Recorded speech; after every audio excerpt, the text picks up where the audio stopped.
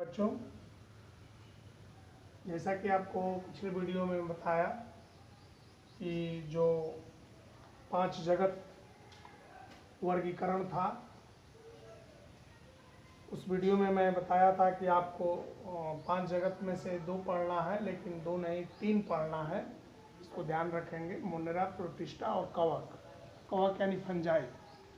तो उसमें फंजाई भी मैं लिखा था, लेकिन जब देखा गया कि नहीं, जो सिलेबस है उसमें आपका फंजाई पढ़ना है, तो पहले हम मोनेरा जगत के बारे में पढ़ते हैं। ये थोड़ा बड़े बड़े चैप्टर हैं और कोशिश किया जा रहा है कि वीडियो के माध्यम से आपको ज़्यादा से ज़्यादा जानकारी मिले, और कुछ आप बुक से भी अपना मिला करके नोट्स बनाते रहेंगे, उसको पढ़ते रहेंगे, ताकि आपको अधिक से अधिक ज्ञान हो सके। तो सबसे पहले हम देखते हैं कि जगत मोनेरा क्या है। मोनेरा जगत 5 जगत का जब वर्गीकरण हुआ तो उसमें मोनेरा जगत को के बारे में हम देखें। सूक्ष्म जीवों जैसे जीवाणु, नील हरित शैवाल। शैवाल के बारे में, जिसको हम लोग गांव देहात की भाषा में काई बोलते हैं, वो उसी को शैवाल कहते हैं। वो एक जीव है जो पानी के बीच में हरे हरे रंग का जो लेयर बन जाता है, वो एक जीव होता है, उसी को शैवाल बोलते हैं। तो जीवाणु नील हरित शैवाल में उपस्थित अनुवंशिक पदार्थ को कोशिका द्रव्य से अलग करने हेतु केंद्रक अनुपस्थित होती है। अभी देख लें, ध्यान से इस बात को समझे। अनुवंशिक पदार्थ यानी अनुवंशिक हमारा पदार्थ क्या होता है? डीएनए होता है। अब डीएनए होता है तो डीएनए कहाँ होता है? केंद्रक के अंदर होता है। ये कोशिका हो गई, ये केंद्रक हो गया, ये आपका जो है केंद्रक हो गया। अब केंद्रक के अंदर डीएनए इसमें होता है, तो ये कह रहा है इसमें क्या भरा हुआ है? कोशिका द्रव्य भरा हुआ है। तो कोशिका द्रव्य से अलग करने हेतु केंद्रक अनुपस्थित होता है। यानी इसमें कहने का तात्पर्य ये हो गया कि इसके अंतर्गत, मोनेरा के अंतर्गत जो जीव हैं, उनके अंतर्गत कोशिका के अंदर केंद्रक नहीं पाया जाता है। एक चीज ये ध्यान रखेंगे। तो इसको इसी कारण इन्हें प्रोकैरियोटिक कोशिका कहते हैं। बात समझ में आ गई? अभी मैं पीछे भी बताया कि इसमें जो है प्रोकैरियोटिक कोशिका पाई जाती है, बाकी जो है प्रोटिस्टा में, कवक में, जंतु में यूकैरियोटिक कोशिका पाई जाती है। तो ये कोशिका द्रव्य से जो अलग डीएनए, हमारा कोई आनुवंशिक पदार्थ डीएनए है, उसको अलग करने के लिए इसमें केंद्रक अनुपस्थित होता है, यानी नहीं पाया जाता है। इसी कारण इसे प्रोकैरियोटिक कोशिका कहते हैं। इस जगत की स्थापना अर्नस्ट हैकेल ने 1894 में किए। तो अब देखते हैं कि इसका वर्गीकरण कैसे है। मोनेरे का वर्गीकरण क्या है?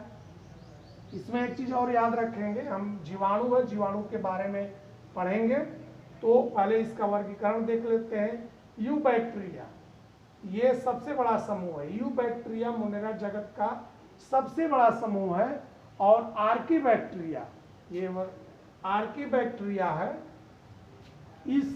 इसका जो है 3 भाग होता है। यू बैक्टीरिया का 3 पार्ट होते हैं: वास्तविक जीवाणु, नील हरित शैवाल और माइकोप्लाज्मा। ये 3 भाग इसके पाए जाते हैं यू बैक्टीरिया के। यह सबसे बड़ा समूह है। इसी के बारे में हम, वास्तविक जीवाणु के बारे में हम पढ़ने का प्रयास करेंगे। तो ये वास्तविक जीवाणु, नील हरित शैवाल और माइकोप्लाज्मा। अब देखते हैं हम जीवाणु यानी बैक्टीरिया। इसको हिंदी में जीवाणु, इंग्लिश में बैक्टीरिया कहते हैं। अब यह इसका थोड़ा सा परिभाषित देख लें और इसके बाद आप इसको नोटबुक बना लेंगे। यह सूक्ष्म जीव है, ये सर्वव्यापी है। सर्वव्यापी का मतलब, सर्व माने सभी जगह, व्यापी माने रहना, हर जगह पर यह विद्यमान होता है। और सर्वव्यापी यानी यह बर्फ तथा गर्म जल के झरनों में, अब इसी से अंदाजा लगा सकते हैं, बर्फ तथा गर्म जल के झरनों में 80 डिग्री सेंटीग्रेड ताप पर, 80 डिग्री सेंटीग्रेड ताप पर यह जीवित रहते हैं। और जैसे ही 80 डिग्री से ज़्यादा टेम्परेचर होता है तो यानी अगर बर्फ़ का मतलब आपका 0 डिग्री माइनस में चला जाएगा, 0 डिग्री में होता है या माइनस में होता है तो पानी हमारा बर्फ़ बन जाता है, और 80 डिग्री टेम्परेचर पर यह जीवाणु जीवित रहते हैं। और 100 डिग्री टेम्परेचर पर, मिनिमम 100 डिग्री टेम्परेचर पर जो पानी खौलने लगता है। तो यानी जब पानी खौलने लगेगा वैसे गर्म पानी में यह बैक्टीरिया मर जाएगा। तो इतने 80 डिग्री टेम्परेचर तक यह जीवित रहता है। इसमें प्लेटार्ड इंडोग्लाइकन की बनी कोशिका पाई जाती है, एक तत्व पाया जाता है। यह जब आपको राइबोसोम और बताएंगे तो उसमें इस तत्व के बारे में आएगा कि बनी कोशिका भित्ति पाई जाती है। इसमें कलायुक्त कोशिकांग नहीं होते हैं, इसमें कलायुक्त कोशिकांग नहीं होते हैं, इसमें एकल कला तंत्र पाया जाता है। यानी कलायुक्त कोशिकांग नहीं होते हैं, इसमें केवल एकल कला तंत्र पाया जाता है। इनका आनुवंशिक पदार्थ एक वलयाकार डीएनए होता है, डीएनए होता है लेकिन इसका वलयाकार डीएनए होता है जिसमें हिस्टोप्रोटीन नहीं होती है और बाकी डीएनए में हिस्टोप्रोटीन पाई जाती है। इस न्यूक्लियाइड प्रोक्रोमोसोम कहते हैं इसे नहीं है सारी, इसे न्यूक्लियाइड प्रोक्रोमोसोम कहते हैं। इसमें केंद्रक कला, कोशिका द्रव्य, केंद्रिका, क्रोमेटिन नहीं होते। ध्यान देंगे, क्रोमेटिन तंतु होता है जिससे हमारे क्रोमेटिन तंतु के धागे बनते हैं उस कोशिका के अंदर, ये सब नहीं पाए जाते हैं। इसमें राइबोसोम 70 एस प्रकार के होते हैं, राइबोसोम के कई प्रकार होते हैं, तो उसमें से 70 यस, ये यस है, एस प्रकार के होते हैं जो कोशिका द्रव्य में स्वतंत्र रहते हैं। यानी जो हमारी कोशिका द्रव्य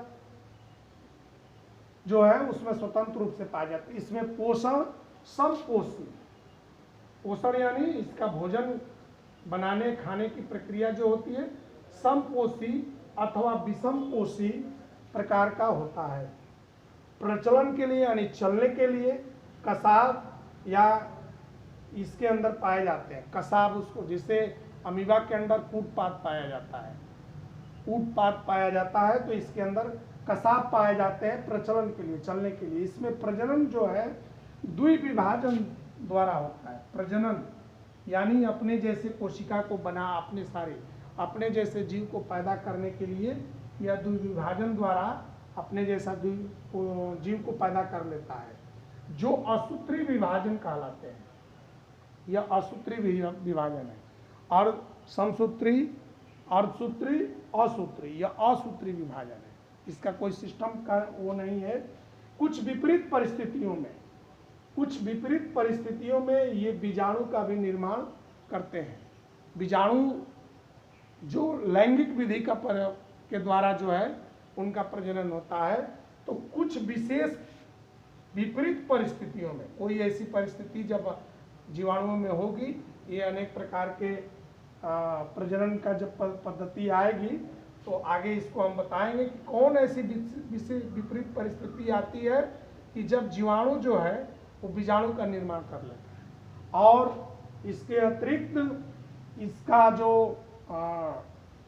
भोजन करने का, श्वसन करने का, ये सारी प्रक्रियाएं जीव जगत का है, तो निश्चित है कि इनके अंदर भी उस तरह की सारी गतिविधियां पाई जाती हैं, वो सिस्टम पाए जाते हैं। उस सिस्टम के अनुरूप यह जीव अपना जीवन यापन करता है। आगे आपको और बता रहे हैं जीवाणु के प्रकार।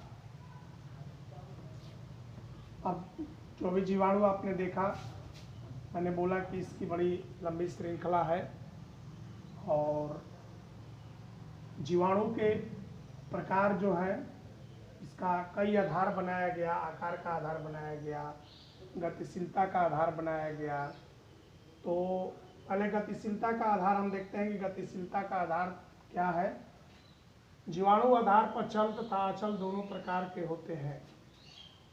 यानी जीवाणु इस आधार पर चल और अचल दोनों प्रकार के होते हैं। चल यानी चलने वाला, अचल जो न चल सके, दोनों प्रकार के होते हैं। चल जीवाणु कसाब की सहायता से प्रचलन प्रदर्शित करते हैं। कसाब मतलब वही जो कूटपाद मैं बताया कि अमीबा में होता है, इसमें जो है कसाब पाए जाते हैं और उनकी सहायता से यह चलता है। तो कसाब के आधार पर जीवाणु जो है निम्न प्रकार के होते हैं। कसाब के आधार पर यानी उनके चलने का जो पैर है उनके आधार पर जीवाणु निम्न प्रकार के होते हैं। तो इसमें है अकसाबी, पहला अकसाबी, इसके उदाहरण है इस ग्रुप के जो जीवाणु पाए जाएंगे उनका जो नाम है पास्चुरेला लैक्टोबैसिलस। ये दो नाम है, इसके अंदर दो जीवाणु आते हैं। इसमें अकसाबी यानी जिसमें अकसाबी यानी ये न पाया जाता हो उसके दो जीवाणु हैं, उनके नाम है पास्चुरेला और लैक्टोबैसिलस। एक कसाबी यानी एक पाए जाते हैं तो उसमें विब्रियो कोलरी, थायोबैसिलस और जेंथोमोनासा सिट्री, ये तीन इसके जो है उदाहरण है जीवाणु के।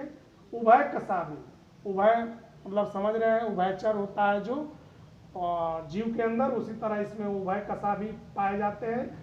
उसका जो जीवाणु एकमात्र जीवाणु है एक्वा स्पाइरिलियस सर्पेंस।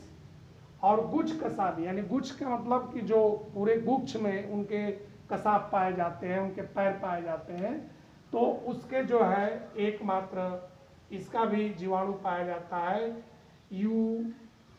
यूडोमोना और फ्लोरिसेंस, यूडोमोनास फ्लोरिसेंस। और परिकसाबी यानी जो परिधि के अंदर उनका जो कसाब होता है उसके अंदर है क्लास्ट्रीडियम एस्चेरिचिया, क्लास्ट्रीडियम एस्चेरिचिया।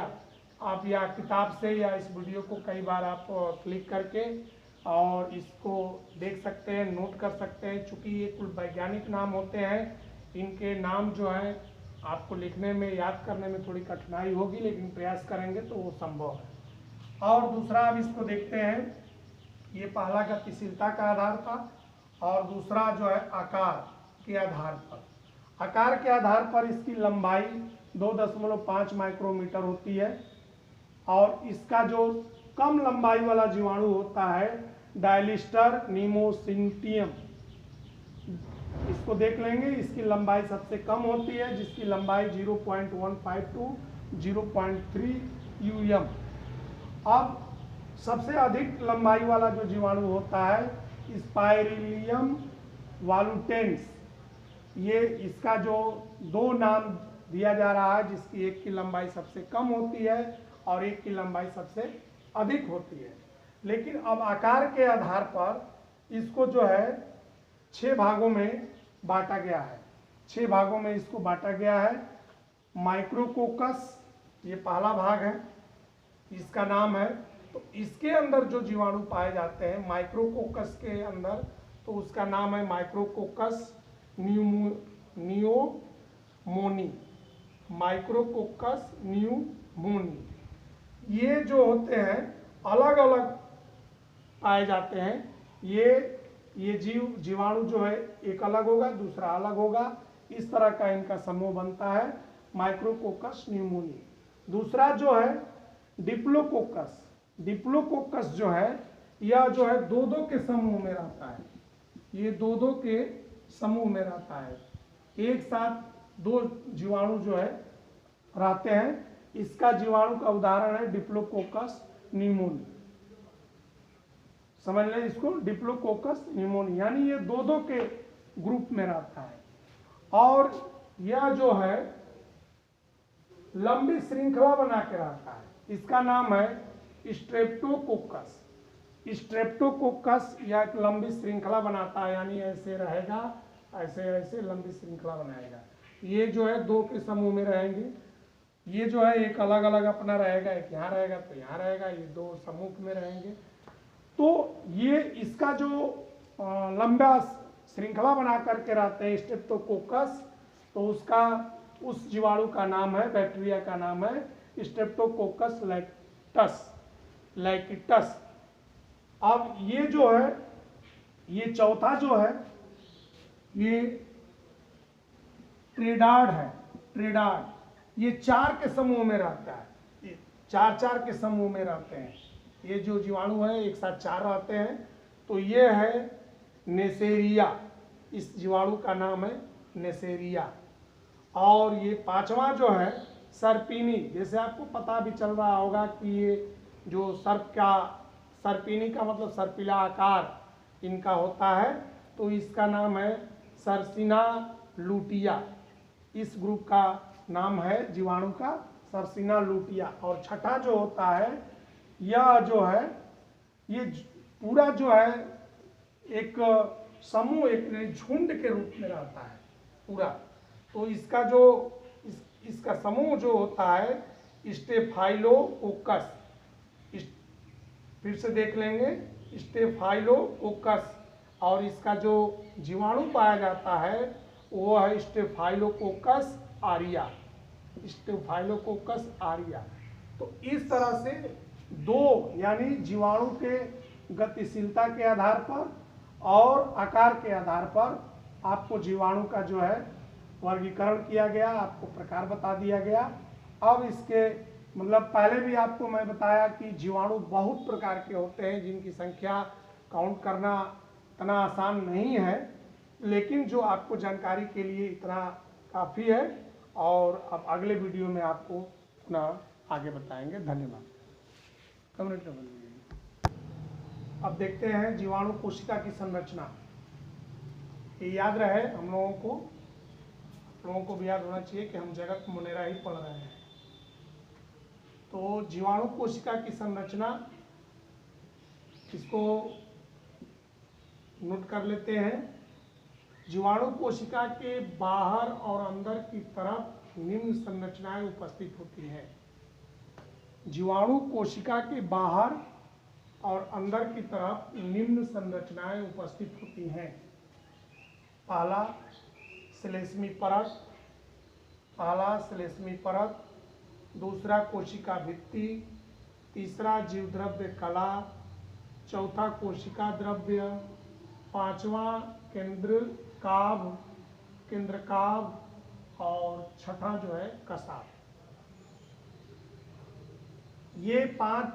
ये 6 जो हैं ये जीवाणु के अंदर और बाहर दोनों तरफ संरचना पाई जाती है। ये जीवाणु की संरचना के बारे में आपको बता रहे हैं। पहला देख लेंगे श्लेष्मी परत, कोशिका भित्ति, जीवद्रव्य कला, कोशिका द्रव्य, केंद्रकाभ और कसाभ। अब देखते हैं हम पहले के बारे में। यहाँ मैं साइट में लिखा हूँ, आप यहाँ पहला हेडिंग डालेंगे श्लेष्मी परत। श्लेष्मी परत क्या होती है, मैं पहला पॉइंट दे करके लिखा हूँ। श्लेष्मी परत जीवाणुओं में कोशिका भित्ति श्लेष्मी परत या संपुट से ढका रहता है। श्लेष्मी परत को संपुट भी कहते हैं। जीवाणुओं में कोशिका भित्ति श्लेष्मी परत या संपुट से ढका रहता है। यह पॉलीसेकेराइड तथा अमीनो अम्ल से बना होता है। सेकेराइड के बारे में आगे आप पढ़ेंगे, इसको ध्यान रखते जाएंगे। सेकेराइड अभी आपका चैप्टर शुरू हुआ है, आगे मिलेगा आपको पॉलीसेकेराइड, यूरोसेकेराइड, लिपिड्स, प्रोटीन, वसा, ये सारी चीज़ें जब आगे जैसे पढ़ते जाएंगे आपको समझ में आता जाएगा। तो इन बातों को याद रखेंगे, क्योंकि जब आप कोशिका पढ़े होंगे तो उसमें सेकेराइड पॉलीसेकेराइड की बात जरूर आई होगी कक्षा 10 में। तो जीवाणुओं में कोशिका भित्ति जो बनती है, ये कोशिका भित्ति जो है, यही कोशिका भित्ति जो सेकेंड है वो श्लेष्मी परत या संपुट से ढकी रहती है। यह जो श्लेष्मी परत होता है वो पॉलीसेकेराइड और अमीनो अम्ल से बनता है, अम्ल का बना होता है या उससे निर्मित होता है। दूसरा पॉइंट आप डालेंगे कोशिका भित्ति, आप लिखेंगे दूसरा कोशिका भित्ति, यहाँ आपको हेडिंग लिखना है। तो कोशिका भित्ति यह प्रबल और दृढ़ होती है, दृढ़ मजबूत। ये ये जो कोशिका भित्ति होती है, ये कोशिका का भित्ति जो होती है, जो दीवार होती है, वो प्रबल होती है और दृढ़ होती है तथा इस पॉलीसेकेराइड लिपिड प्रोटीन की बनी होती है। अब ये जो ये बनती है तो इसमें पॉलीसेकेराइड, लिपिड और प्रोटीन ये तीनों पाए जाते हैं। इसमें म्यूरिन पदार्थ उपस्थित होता है। यह एक तत्व है, एक पदार्थ है, यह इसमें उपस्थित रहता है। तीसरा देखते हैं जीव द्रव्य कला। जीव द्रव्य कला यह अर्धपारगम झिल्ली लियोप्रोटीन की बनी होती है। अर्धपारगम झिल्ली उसे कहते हैं जो आपको इस पार से उस पार दिखाई देती है और दिखाई देने के साथ साथ उसके जो द्रव उसमें पाए जाते हैं कोशिकाओं में, दोनों तरफ आदान प्रदान कर लेते हैं। तो ये कह रहा है कि अर्धपारगम झिल्ली लियोप्रोटीन, यहाँ केवल प्रोटीन की बात किया है, इसमें कौन प्रोटीन है ये अभी नहीं बताया, लेकिन इसमें कह रहा है कि लियोप्रोटीन की बनी होती है जो पोषक पदार्थों तथा उत्सर्जी पदार्थों के आदान प्रदान, इसी बात को मैं बता रहा था। पोषक पदार्थ यानी जो भोजन के द्वारा पोषक पदार्थ ग्रहण किए गए हैं उसको, और जो उत्सर्जित पदार्थ है, जो निष्क्रिय, जो शरीर से बाहर निकालने वाला पदार्थ है, उन पदार्थों के आदान प्रदान यानी आना और जाना, आदान प्रदान पर नियंत्रण रखती है। कौन? जीव द्रव्य कला। इसके वलयाकार होने से मध्यकाय बनते हैं। जब यह वलयाकार बनती है तो इसके बीच में मध्यकाय यानी मध्य बीच में जो है एक आकार बनता है, उसे मध्यकाय कहते हैं। यह मध्यकाय बनते हैं जो श्वसन में सहायक होते हैं। जब श्वसन, ये जीवाणु श्वसन करते हैं उस समय यह वलयाकार जो मध्यकाय बनता है यह श्वसन क्रिया में सहायक होता है।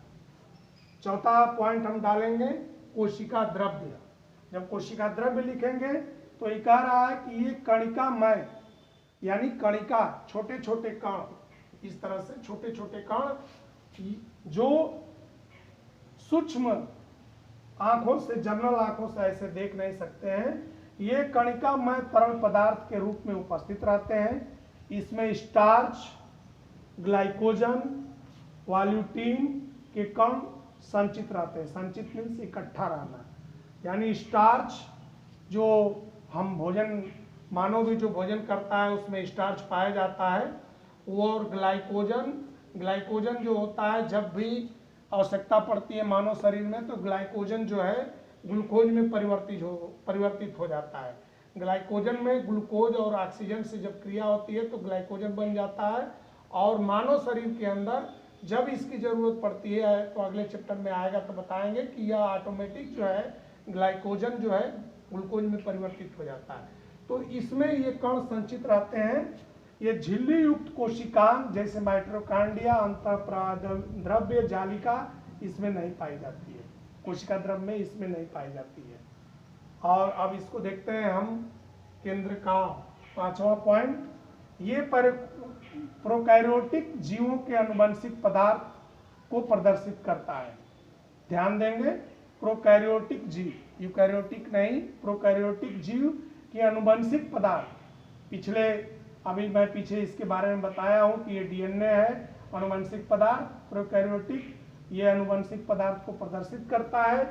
इसमें केंद्रक कला, केंद्रिका और सामान्य प्रकार के गुणसूत्र जो क्रोमोसोम कहे जाते हैं, गुणसूत्र नहीं होते हैं। कोशिका द्रव्य के केंद्रक में एक स्वच्छ भाग होता है जिसे केंद्रकाभ कहते हैं। इसे जिनधर आरंभिक केंद्रक के नाम से जाना जाता है। और इसका अंतिम हेडिंग है कसाब। कसाब के बारे में अभी पीछे मैं बताया। तो जीवाणु में कसाब 3 प्रकार के होते हैं। जीवाणु में कसाब 3 प्रकार का होता है। पहला है आधार का, हुक और तंतु।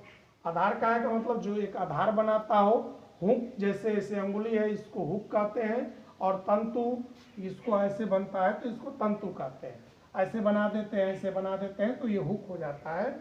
तो इस तरह के 3 प्रकार के जो है ये कसाब पाए जाते हैं। और कसाब का काम क्या होता है? यह जीवाणु को चलने में सहायक होता है। जीवाणु को चलने के लिए अपना ये सहायता करता है। और इसमें जो होता है, जो फ्लैजेलिन नामक प्रोटीन का ये बना होता है। जब इसका निर्माण होता है तो इसमें फ्लैजेलिन नामक प्रोटीन पाया जाता है और इसी से इसका निर्माण होता है। और अलग अलग जीवाणुओं में इस तरह के तीनों प्रकार के कसाब पाए जाते हैं, उसी से वो अपना प्रचलन करते हैं यानी गति करते हैं। तो इस तरह से ये जीवाणु की संरचना हुई। और इसके बाद एक पॉइंट और आपका मिलेगा, जीवाणु का पोषण। और धीरे धीरे यह आपका मोनेरा जगत समाप्त होगा। तो अगले वीडियो में आपको फिर मैं जीवाणु के पोषण के बारे में बताऊंगा कि वो भोजन कैसे करता है। आप इसकी संरचना के बारे में जान गए कि इसमें ये 6 चीज़ें पाई जाती हैं और 6 के बारे में शायद में बता दिया गया। और इसको आप पॉइंट दे करके बुक से जो है विस्तार से अपने नोटबुक में तैयार कर लेंगे। बहुत बहुत धन्यवाद।